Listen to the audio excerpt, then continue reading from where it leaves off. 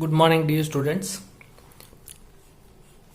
Physics, Standard 11 Science, Chapter number 6, Work, Energy and Power. Today we have discussed a potential energy of the spring. Shown in figure, here rigid support, and one end of the spring is connected with the rigid support, and second end of the spring is connected with the block of mass M. Block of mass M. Here first diagram is in stationary condition of block. If block is in stationary condition, so here x equal to 0.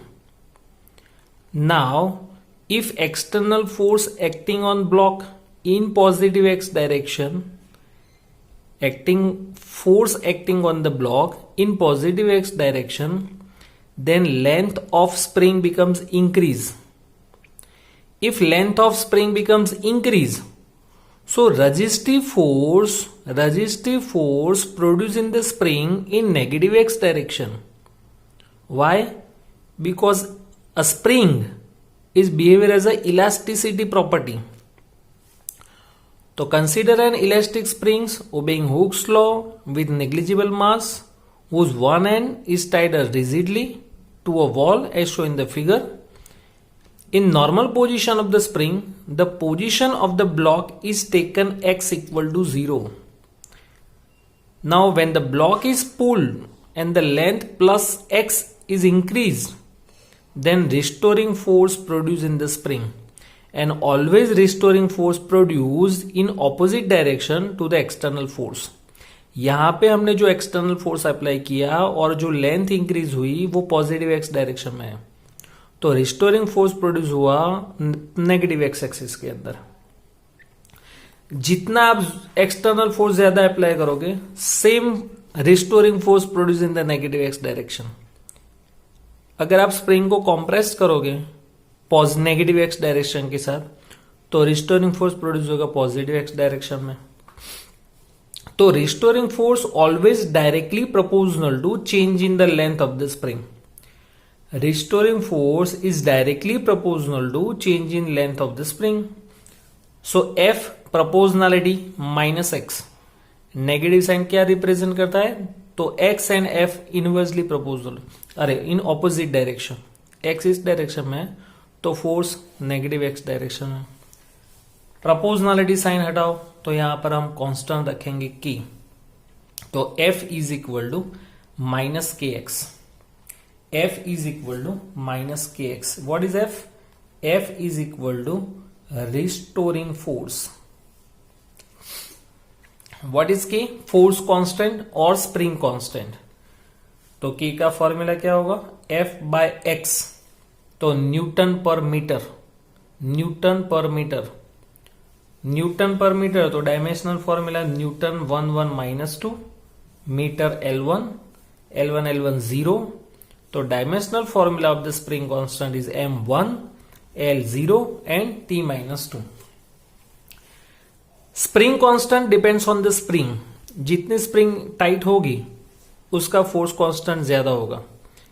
अगर spring loose होगी तो उसका spring constant low होगा. तो restoring force F is equal to minus k x.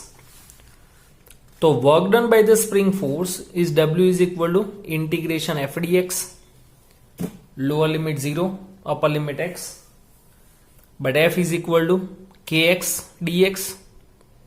k constant, x का integration होगा x square by 2, lower limit 0 upper limit x, upper minus lower 1 by 2 kx square.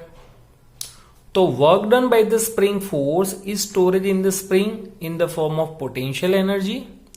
So U is equal to half K X square. U is equal to half kx square, and these are potential energy of the spring. Potential energy storage in the spring, U equal to half kx square. Once again, ये normal condition है. हमने external force apply किया in positive x direction, तो spring के अंदर length increase हुई bye x, तो restoring force produce हुआ इन नेगेटिव एक्स डायरेक्शन. इसकी वजह से स्प्रिंग कॉम्प्रेस्ड होगी. कितनी कॉम्प्रेस होगी? तो जितना आपने लेंथ इंक्रीज किया सेम लेंथ जितना वो कॉम्प्रेस्ड होगा, तो इसके अंदर क्या प्रोड्यूस हुआ, restoring force, and restoring force is directly proportional to X but in negative direction, तो ईयर माइनस। तो प्रोपोर्शनलिटी कांस्टेंट की, फिर हमने इंटीग्रेशन किया, तो last answer is u equals to half K X square. Next is example 6.7, a bob of mass m is suspended by the light string of length capital L. It is imparted a horizontal velocity v0 at the lowest point A such that it completes a semicircle trajectory in the vertical plane with the string becomes slack only in reaching the topmost point C. This is shown in figure. Obtain an expression for v0, the speed at point B and C, find the ratio of kinetic energy kb by kc, and comment on the nature of the trajectory of the bob after it reaches the point C.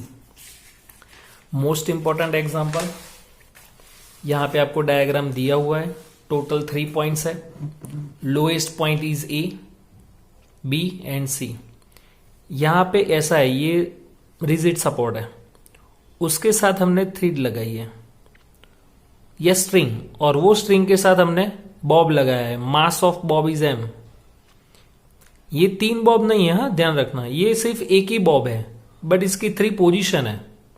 अब ये Bob को मैं ऐसे थोड़ा धक्का लगाऊं तो ये बॉब अपवर्ड डायरेक्शन में जाएगा, सर्कुलर मोशन करेगा, और जो लेंथ है स्ट्रिंग की वो हो जाएगी radius. Length of string is equal to radius. तो पहले ये जो बॉब है वो ए पोजीशन में है, फिर ऊपर जाएगा बी पोजीशन में, फिर सी पोजीशन में, मींस बॉब एक ही है लेकिन ये उसकी डिफरेंट पोजीशन हमने दिखाई है। तो first of all for a position, suppose the velocity of bob v A at A position, यहां पर उसकी वेलोसिटी क्या होगी, वी ए। तो different 3 types of force applied on bob, one is weight force, tensional force produce in the string, and centripetal force towards the centre, mv square by r, mv square by r, but r is equal to l, तो here l, तो mv a square by l is equal to mg minus t, क्योंकि weight force and tensional force in opposite direction, so mg minus t, and total energy is equal to kinetic plus potential. Kinetic energy means half mva square plus 0, equation number 1। Why? Because potential energy at lowest position becomes 0, क्योंकि ये lowest position है, यहां से हम height consider करेंगे, but bob lowest position में ही है, means height 0, then potential energy become 0। अब सपोज ये जो बॉब है ना, वो बॉब सी पॉइंट पे आता है। अब नॉर्मली आप ऐसे इमेजिन करो तो ये जो बॉब है वो सी पॉइंट पे आ जाएगा, तो टेंशनल फोर्स क्या हो जाएगा, 0। Tensional force produce in the string maximum कब होगा, तो एट ए पोजीशन, जैसे जैसे अपर डायरेक्शन में जाएगा तो टेंशनल फोर्स डिक्रीज होगा। तो suppose velocity of bob VC at C position, तो यहां पे टेंशनल फोर्स निकल जाएगा। Only 2 forces applied on the bob at C position, one is centripetal and weight force. तो M we C square by L is equal to M G, same equation हमने apply किया but tensional force 0 हो जाएगा, और V A की जगह V C, तो M M cancel, तो we C square is equal to G L, means V C is equal to root of G L. तो ये जो हमको मिला velocity of bob at C position. Now total energy is equal to kinetic plus potential, kinetic half M we square, potential का formula M ji H, but height कितना होगा, यहां से सी पॉइंट तक का height equal to diameter, h is equal to 2l, तो यहां पे h is equal to 2l, तो 2mgl। Now for position B of bob, B position के लिए तो हम वेलोसिटी एज्यूम करेंगे vb, तो total energy is kinetic plus potential, half M v B square plus m ji h की जगह l, h की जगह l, h is equal to l। फिर according to law of conservation of mechanical energy कोई भी दो formula हम compare करेंगे. Equation number 1, 3 and 4. तो पहले हम कंपेयर कर रहे हैं 1 एंड 3. तो half M we square is equal to half M we C square plus 2mgl. mm cut. तो V square is equal to V C square plus 4gl. But V C square is equal to gl. तो यहां पर gl plus 4gl 5gl. तो V A velocity of bob at A position is root of 5gl. अब हम equation number 3 and 4 को compare करेंगे. तो half M we C square plus 2mgl is equal to half M v v square plus mgl. mm cut.